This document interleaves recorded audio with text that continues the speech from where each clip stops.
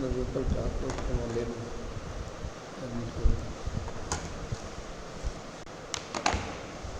Okay students, good morning. कौन कौन आ गए हैं? Can you hear me? Yes sir. चलो, रोशनी कोटवाल, समीक्षा शुक्ला, शालिनी लात्रा और रूपल ठाकुर, और कौन है? सुनील शर्मा, सभी हैं? Yes sir. 30 मिनट लेता है ये आपका जो है, जो ऐप है ना, उसके बाद अपनी बातचीत जो होती है वन साइडेड होती है। मीन्स कि मैं बोलता रहता हूँ, मुझे लगता है आप लोग डिस्कनेक्ट हो जाते हो, क्योंकि 11:30 के बाद में तो बिफोर अपन स्टार्ट कर रहे हैं इसलिए। तो लास्ट अपना जो पीरियड था दैट वाज बोनिंगसन रिपर्टरी। ओके, तो बोनिंगसन रिपर्टरी में अपन ने क्या क्या पढ़ा, समझा, देखा? चलो, एनीवन? चल रोशनी, तू बता दे।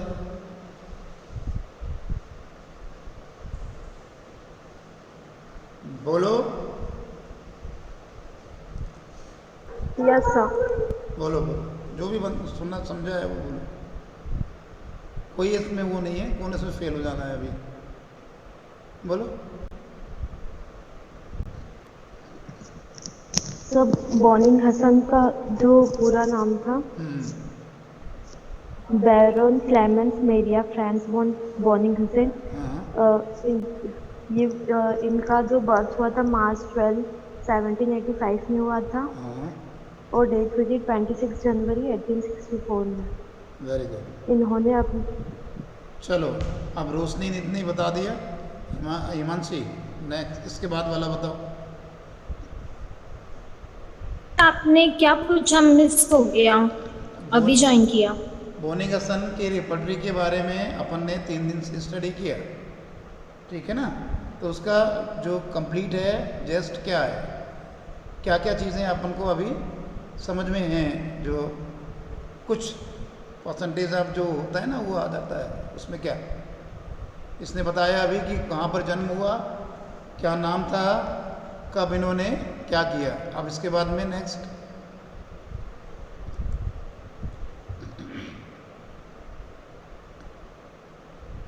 जो बनता है वो बताओ, नहीं तो फिर नेक्स्ट को बोलें।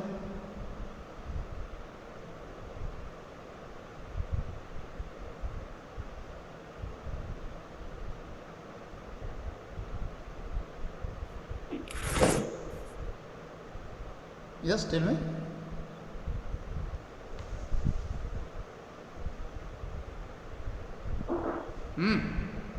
नहीं, सर, उनका जो फुल नेम था वो Baron Clemens Maria Franz von Bönninghausen था। उनकी डेथ जो थी वो 26 जनवरी 1864 में हुई थी। देन उन्होंने रिपर्टरी ऑफ एंटीसोरिक रेमेडीज दी थी। और उनका जो फर्स्ट एडिशन था वो 1832 में आया था। ठीक है, वो और वो second oldest historical person in homeopathic science, ठीक है ना? एनिमन के बाद में, एनिमन के समय के लोग हैं ये सब। एनिमन साहब के साथ में काम किया इन सब लोगों ने, ठीक है ना? ये भी बहुत ज़रूरी होता है। और इसके बाद में समीक्षा आप बता चुके। सुनील शर्मा, आप बताइए। सुनील शर्मा, आप बताओ कि बोनिंगसन साहब का जो प्रिंसिपल था क्या था रिपर्टरी का?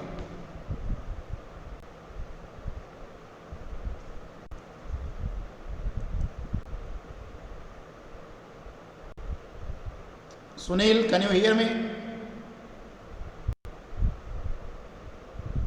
सुनील, आप सुन रहे हो मुझे?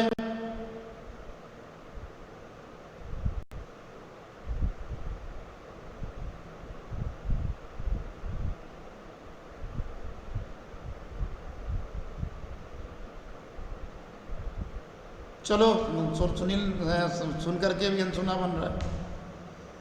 निधि नेमा, निधि बताओ।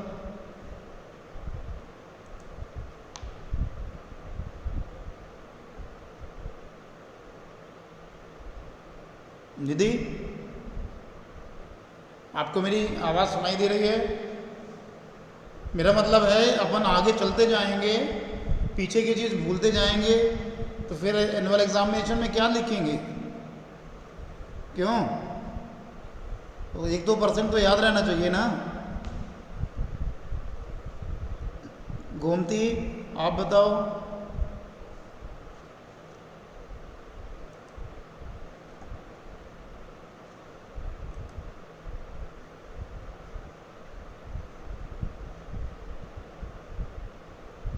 सर बोलो क्या क्या, जितना बता दिया है पहले वाले लोगों ने, उसके बाद में और क्या क्या बाकी रह गया? उनका प्रिंसिपल क्या था मोनिंग हसन साहब की रिपोर्टरी का?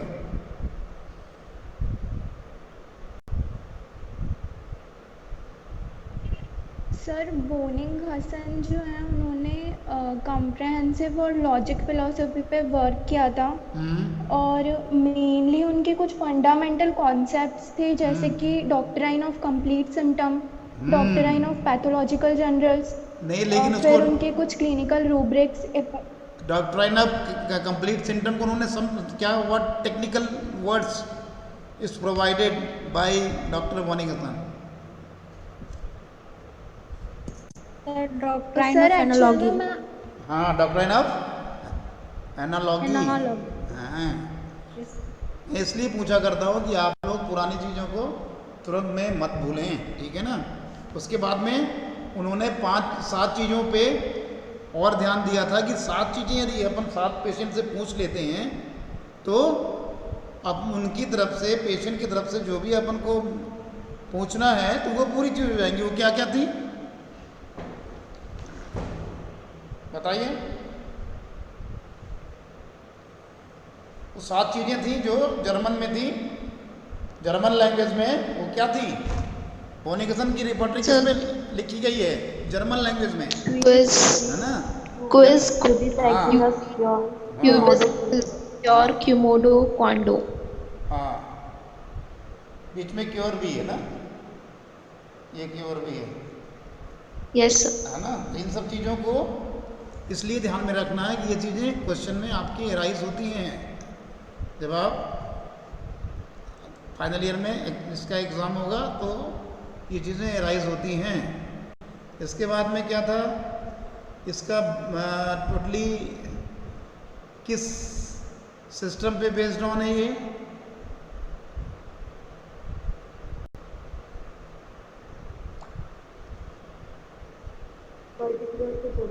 हाँ, वेरी गुड। क्या? पर्टिकुलर टू जनरल, ठीक है ना। तो ये कंप्लीट अपन ने मोनिंग हसन, इसके बाद में एलन ने जो इसमें रिफाइनमेंट किया था वो, और उसके बाद में बोगर ने भी इसमें अपना क्लिनिकल इनपुट दिया था वो। उन सबको मिला करके ये कंप्लीट चीज़ों को अपन ने 3-4 दिनों में इसके बारे में पढ़ा है, ठीक है ना। और इसका अपने अपने ढंग से एक नोट बना लेंगे, अपने बुक को भी थोड़ा सा सपोर्ट करके, तो ये आप लोगों का एक नोट तैयार हो जाएगा। उसके बाद में उसके अकॉर्डिंग, क्योंकि बुक में बड़ी चीज़ें होती हैं, हम लोग लगभग वो पढ़ाते हैं जो लगभग एग्ज़ाम में आना है, और आपको मतलब प्रिंसिपली जो है इस चीज़ की जानकारी रहे एज ए होम्योपैथ, क्योंकि अगले साल आपको फील्ड में आना है, ठीक है ना। अब अपन बात करते हैं आज सबसे एंशिएंट रिपोर्टरी एंड मेटेरियमेट का। एज यू नो ऑल कि रिपोर्टरी क्या है? It's a reflect of the materia medica का, it's a just index of the symptoms of materia medica का, ठीक है ना। रिपोर्टरी जानने के पहले आपको भली भांति मेटेरियमेटिका का नॉलेज होना जरूरी है। अपन आज पढ़ते हैं हेनेमन साहब की रिपोर्टरी के लिए थोड़ा सा, उसके बाद में समय होगा तो फिर कैंट के लिए, क्योंकि अपन पीछे से चल रहे हैं, कैंट, मोनिंग हसन, फिर हेनेमन साहब। हनीमैन साहब का जैसा कि हम सभी ऑर्गेनल में हिस्ट्री ऑफ में पढ़े होंगे, ठीक है ना, उनका जन्म, उनके बाद में उन्होंने क्या क्या किया, और फिर जो मेन उन्होंने एक रिपोर्टरी के लिए जो वर्ड दिया था वो भी आप सभी को मालूम है। कोई बता दे उसमें से।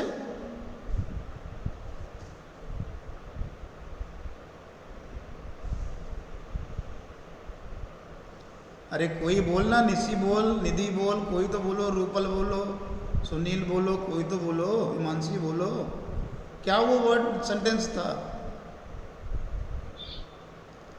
हाँ देख के बताओ। फ्रेगमेंटा नहीं कहा था उन्होंने, क्या कहा था आगे? नैनो ऑब्जर्वेटिस। हाँ आगे। Simon Sanu Corporo Humano Observators. Very good very good, ये इन्होंने कहा था। और साइनो कार्बो ह्यूमनो ऑब्जर्वेटिस के बाद में उन्होंने जो बाद में जो कौन से ईयर में पहली रिपोर्टरी मैटेमेटिका के पूरा के फॉर्म में दिया? That was in year of 1805, ठीक है ना। 1805 में उन्होंने अपने ईयर 50 ईयर जब उन्होंने कंप्लीट किया तो उस बार पब्लिश किया उन्होंने एक बहुत ही अपनी लाइफ की पूरी एक्सट्रैक्ट कहना चाहिए, पूरी लाइफ का एक्सट्रैक्ट था उनकी। वो एक्सट्रैक्ट था मैटेमेटिका प्यूरा, ठीक है ना। उस मैटेमेटिका प्यूरा में जो प्रिंसिपल था वो प्रिंसिपल था क्या था? फ्रेगमेंटा डी वर्बिस मेडिकामेंटोरियम पॉजिटिविस में उन्होंने क्या दिया था? उन्होंने जो प्रिंसिपल दिया सैनो कार्बोरा ह्यूमनो ऑब्जर्वेटिस, उसके दो पार्ट किया उन्होंने। पहला पार्ट क्या किया? पहला पार्ट में किया list of symptoms of the patient as well as जो ड्रग पिक्चर। पेशेंट्स के लिए जो आप अपनी क्लिनिक की बात करते हैं इसलिए पेशेंट, अदरवाइज जब हम उसकी बात करेंगे तो वो ड्रग पिक्चर का सिम्टम्स होगा। पहली चीज़ें उन्होंने ये दिया और दूसरी चीज़ें क्या दिया? एक लिस्ट ऑफ मेडिसिन दे दी, उसके में सिम्टम्स का पूरा एक प्रोफार्मा रहा। उस प्रोफार्मा में how many symptoms is tally with the patients.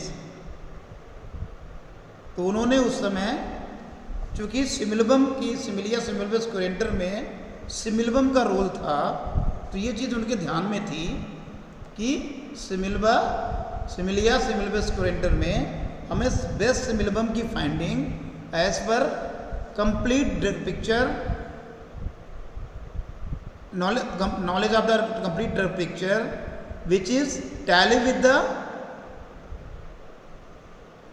that patient who has come in your clinic on during the practice time। तो उसके समय उसमें कुछ चीज़ों में कुछ लैकुनास थे, वो पहली बात में नहीं पूरे होते हैं तो, लेकिन उन्होंने बेसिक दिया। उसमें क्या दिया?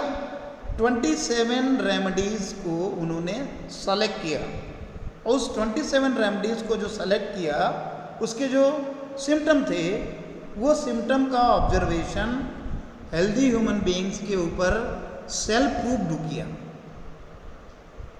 तो वो जो सेल्फ प्रूविंग थी वो अपनों के अगल बगल के जो उनके सराउंडिंग्स के जो रिसर्चर थे, उनकी वाइफ्स थी, उनके फॉलोअर्स थे जो उनके पास आते बैठते थे, उनके ऊपर किया। और वो उसी प्रिंसिपल पे बेस्ड थे जो होम्योपैथिक के ऑर्गेनन के बुक में उन्होंने दिया था एफोरिज्म में। तो वो 27 मेडिसिन कौन कौन सी थी?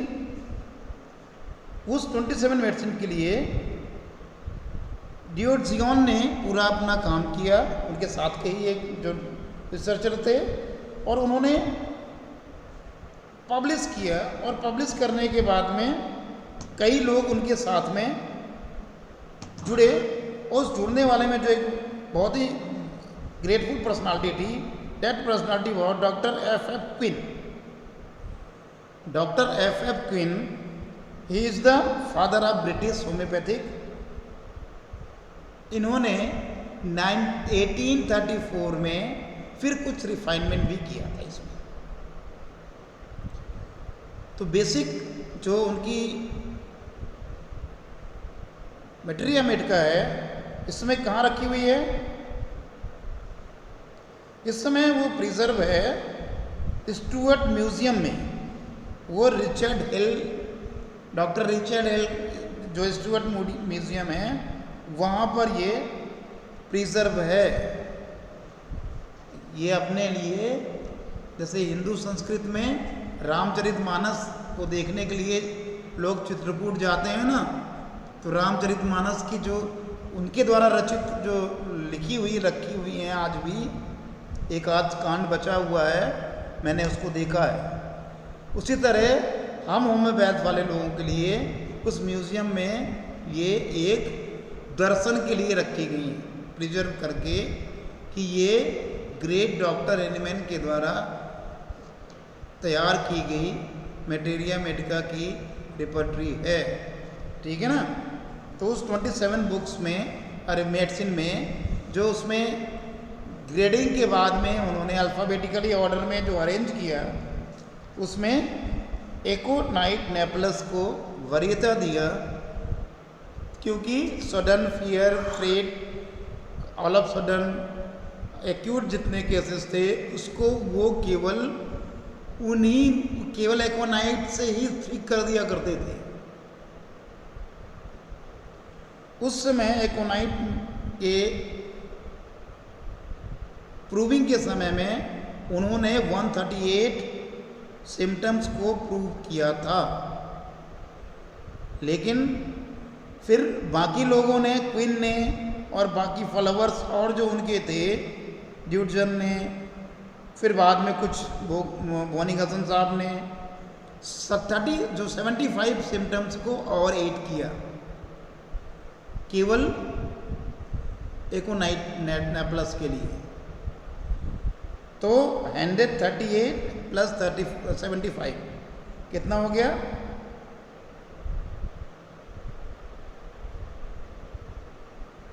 मोर देन 225 के आसपास सिम्टम्स होते हैं जो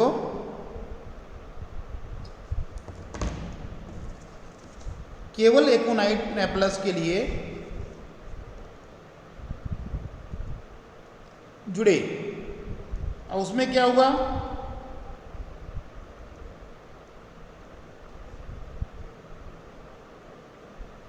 टू 213 सिम्टम्स, ठीक है ना?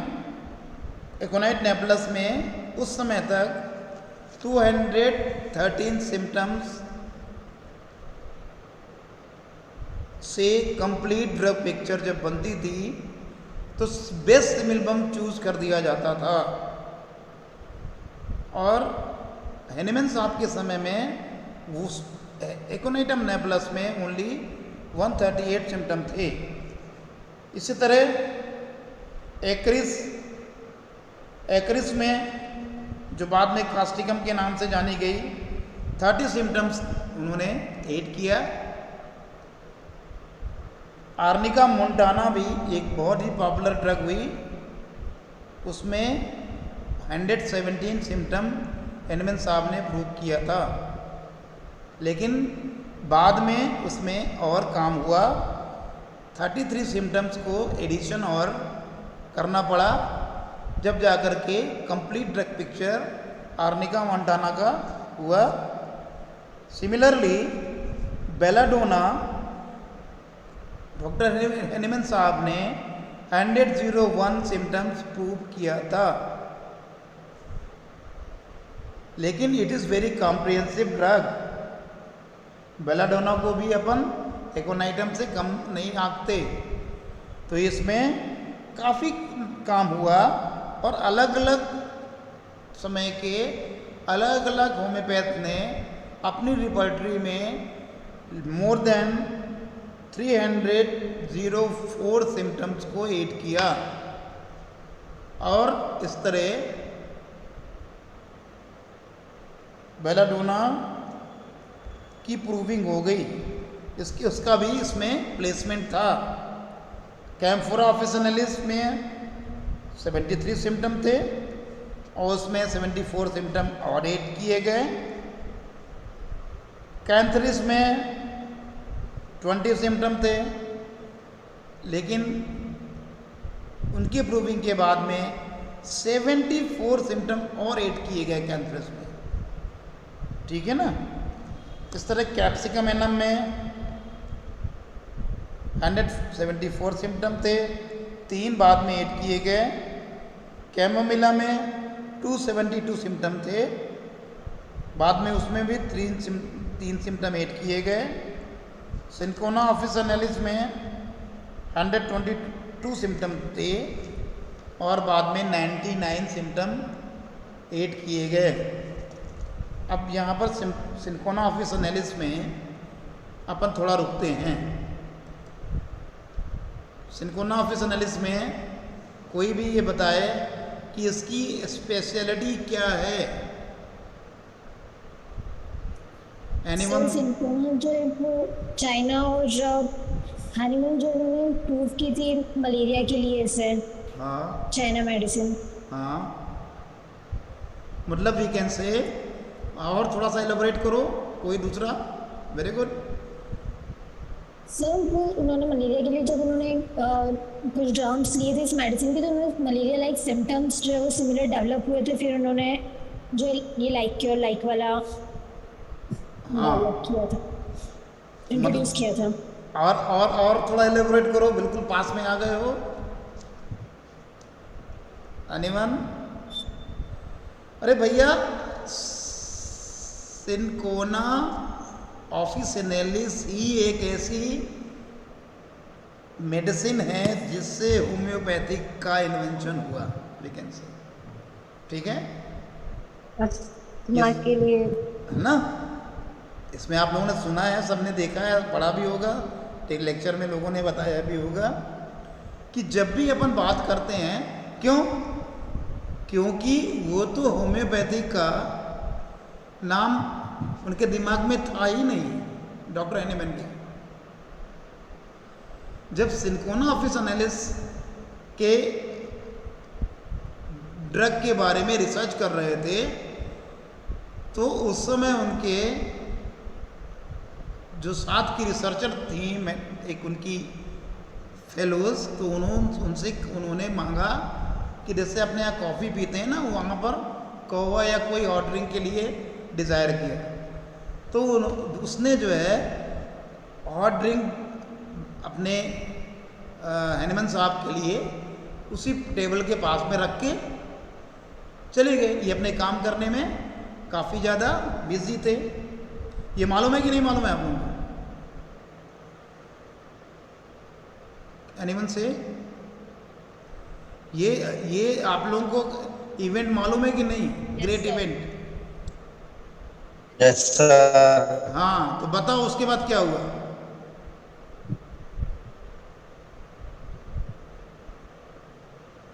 बोलो, कौन? करण साहू ने बोला है ना? बोलो बोलो, फिर क्या हुआ? Yes sir. बोलो फिर क्या हुआ उसके बाद? सर वही फिर मतलब बैठे थे टेबल पे, चाय रख के गया था उनका सर्वेंट, और उसमें सर कॉकरोच गिर गया था, और उसके बाद वो उनके स्टमक प्रॉब्लम। अरे नहीं यार, तूने मिला दिया, दोनों मिला दिया। तो बताया था मैंने तुम्हें। देखो, जब सिंकोना ऑफिसिनालिस के बारे में बात करते हैं अपन, तो सिंकोना ऑफिसिनालिस जो है अपने आप में मेडिसिन किसके लिए थी? मलेरियल लाइक, ये अपन अब बाद में जाने हैं। लेकिन जब प्रूविंग हुई थी उस समय हैनीमैन साहब जो है सिनकोना पे काम कर रहे थे। सिनकोना बार्क का एक्सट्रैक्ट जो है उसी कौवा के बगल में रखा हुआ था इन जनरल अपनी लेबोरेटरी में। उनकी कलीग आकर के उनके लिए हॉट ड्रिंक दे गई। काम करते करते वो कब, जब उनकी निगाह पड़ी कि यहाँ पर यार हॉट ड्रिंक दे गई है, तो वो उन्होंने काम करते करते उसको हाथ से लिया और एक सिप ले लिया। लेकिन ये डिफर कर गए कि उन्होंने कौवा नहीं लिया, वो हॉट ड्रिंक नहीं लिया जो उन्होंने मांगा था। That drink was, that extract was cinchona officinalis. तो उन्होंने जब एक सिप लिया, उस सिप के बाद में जब वो he feel some rigour, sometime after some time he feels some erection of the hairs। उनके पूरे बॉडी के जितने रोए थे वो खड़े हो गए और उनको काफ़ी ज़्यादा चिलनेस फील हुई, even chattering of the teeth होने लगी। तो उन्होंने देखा कि मैंने क्या पी लिया है। तो फिर उनका जब इतना सिम्टम आया तो उन्होंने उसको कीन ऑब्जर्वेशन किया। तो वो जो ड्रिंक था, पूछा कि क्या दिया है आपने, तो बोला हमने तो ये दिया है। तो वो वही बगल में रखा था। वहाँ पर चाय की दूध तो पीते नहीं लोग कि चाय की तरह की दूध मिला के चाय पिए। वहाँ तो लोग ऐसे इन्फ्यूज़न लेते हैं हॉट ड्रिंक में, कॉफ़ी भी लेंगे तो ऐसे ही लेंगे। तो उन्होंने कहा ये रखा हुआ है, लेकिन आप तो सिनकोना ऑफिसनेलिस का बार का एक्सट्रैक्ट पी गए। तो फिर सेकेंड टाइम उन्होंने फिर एक सिप, डबल सिप लिया। जब वो डबल सिप लिया तो वो जो सिम्टम उनको chattering of teeth, erection of hairs, chillness, ये सब आई। तो उसके बाद में थोड़ी प्रिस्पिरेशन हुआ और उसके बाद में स्वेटिंग के बाद में वो अपने आप डिसअपियर हो गए। तो वहीं से उन्होंने इन्वेंट किया सिमिलिया सिमिलबस क्यूरेंटर। ये इन्वेंशन था, दैट वाज इन्वेंशन। तो उसको उन्होंने प्लेस किया उस मेडिसिन को। उसके बाद में उसमें कितने सिम्टम थे उनकी प्रूविंग में, उसमें थे उस समय सिनकोना में 122 सिम्टम्स। इसके बाद के लोगों ने 99 सिम्टम्स में और ऐड किए और वो एक ग्रेट पॉलीक्रेस ड्रग बनी। आप ये सब मेडिसिन 27 जो भी हैं, that was known as a polychrest drugs. Polychrest drug में क्या, कौन कौन से those drugs which having lot of symptom as per homeopathy materia medica. तो these are all polychrest drugs. उसके बाद में कॉकुलस इंडिकस आया। कॉकुलस इंडिकस में 156 सिम्टम्स थे। उसके बाद में कॉपीफेरा आया। कॉपीफेरा में 12 सिम्टम्स थे।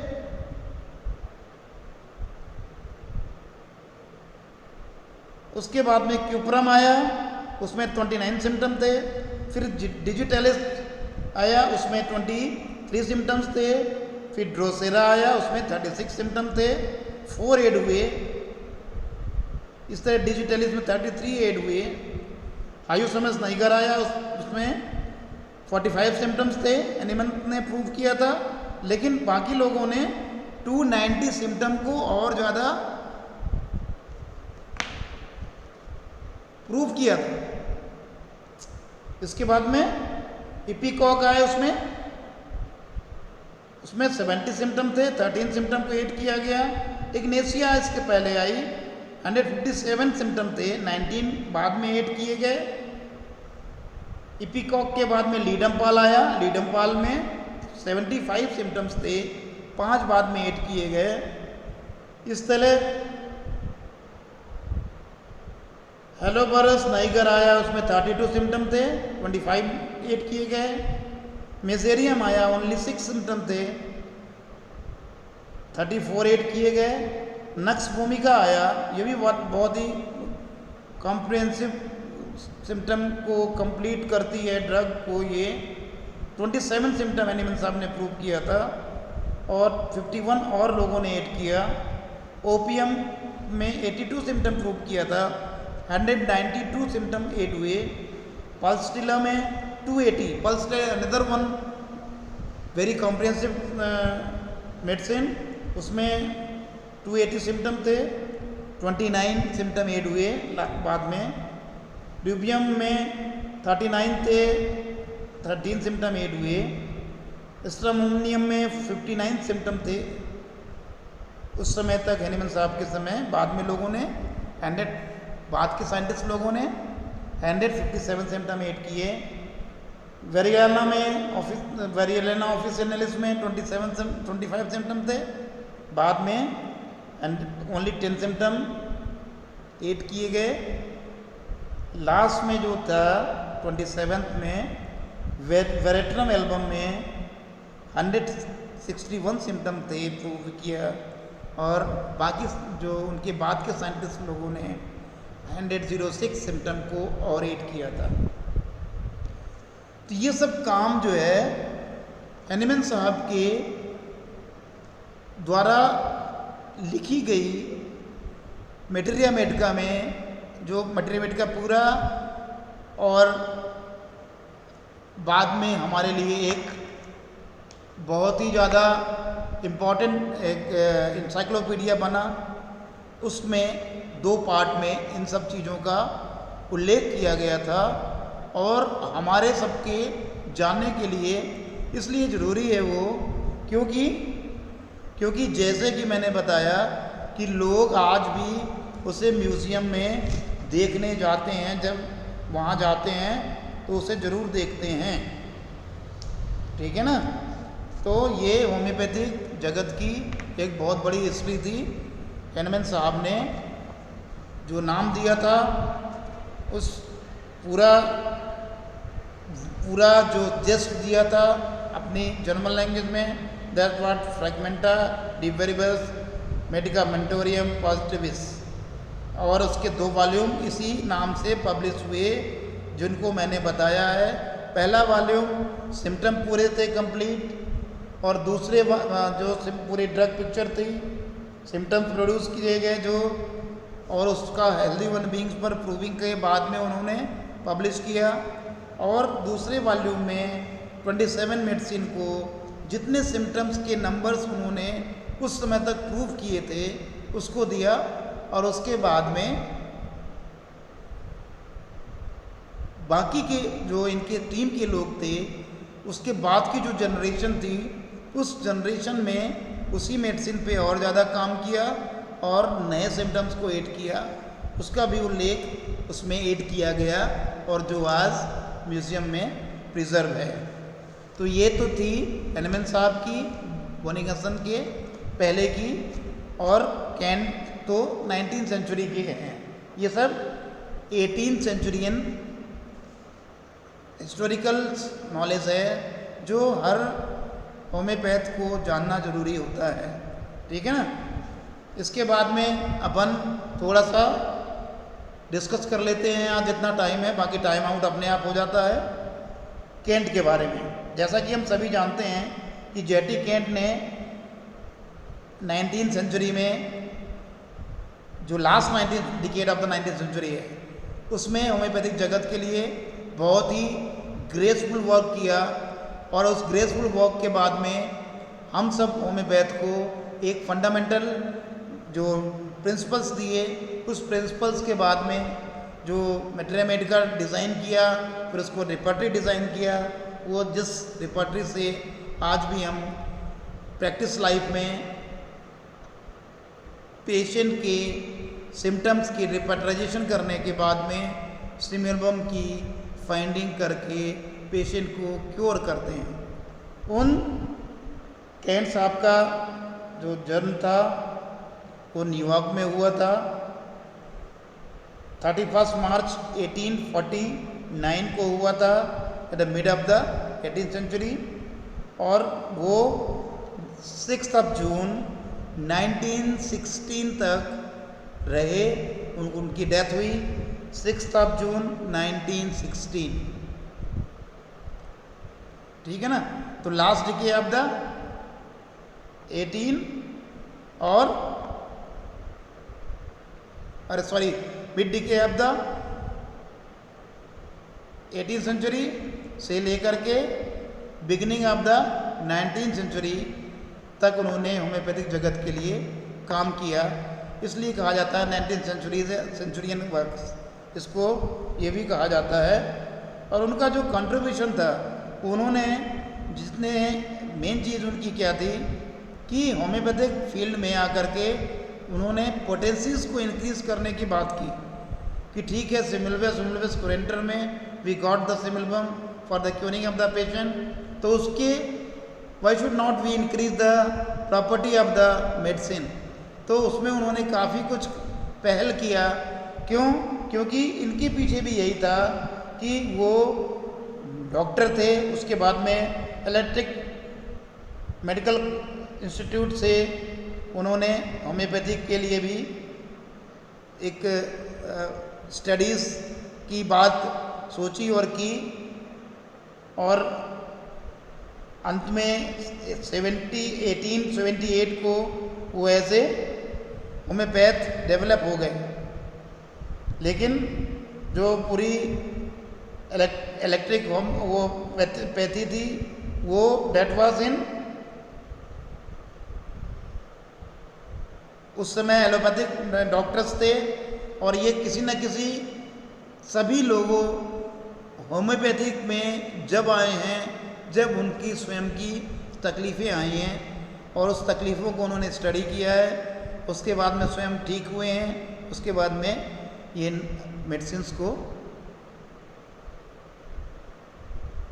इंट्रोड्यूस किया है अपने अपने एक्सपीरियंस के हिसाब से। ठीक है ना। उनके हिसाब से जो पोडिफाइलम मेडिसिन है उसकी जो 30 पोटेंसी को उन्होंने बनाया, और उसके बाद में एक सेंटिसिमल स्केल में पोटेंसी को इंक्रीज किया। ही prepared with his own hands the 30 potency of the podophyllum according to centesimal scale after the method of the Hahnemann। जो लेकिन इसमें अपन ये नहीं कह सकते हैं कि केन साहब का कंट्रीब्यूशन बहुत है, लेकिन उन्होंने जो मेन प्रिंसिपल था हैनीमैन साहब का, उससे अलग हटके कभी भी काम नहीं किया।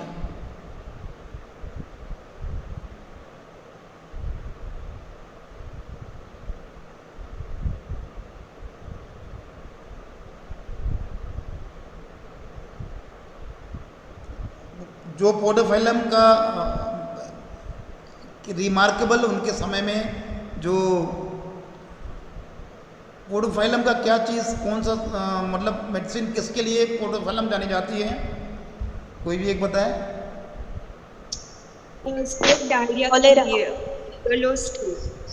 हाँ, उस स्टूल के ठीक होने के बाद में, हेलो